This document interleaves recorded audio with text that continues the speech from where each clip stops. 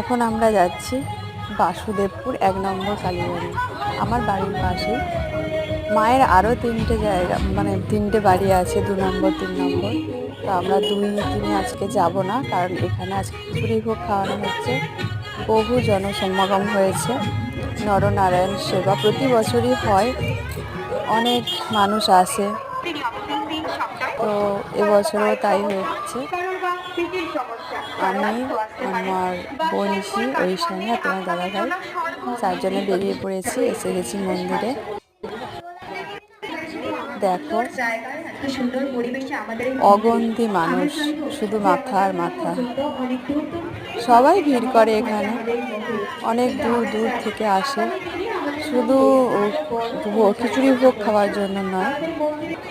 এখানকার যে সৌন্দর্য, আলোকসজ্জা, পরিবেশটা খুবই মনোরম।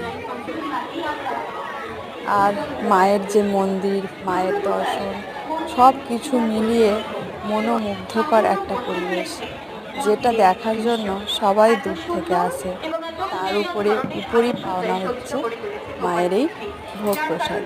একদিকে হাতে হাতে দেওয়া হচ্ছে যারা দাঁড়িয়ে খেতে পারছে, আর একদিকে দাঁড়িয়ে খাচ্ছে সবাই। বসার জায়গা অতটা দেওয়া যাবে না, কারণ 6-7 হাজার লোক এখানে খায়। তো কতজনকে বসিয়ে খাওয়াবে, সেই জন্য দাঁড়িয়েই খেতে হয়। খিচুড়ির সঙ্গে থাকে একটা সবজির তরকারি, চাটনি, পায়েস। তো মায়ের আশীর্বাদ তো সবার জন্যই আছে। একটুকু ভোগ প্রসাদ খাওয়ার জন্য এত মানুষ লাইন দিয়ে থাকে। আমরা তো লাইন দিয়ে দিয়ে মানে সুযোগই পাচ্ছি না ভোগ খাওয়ার।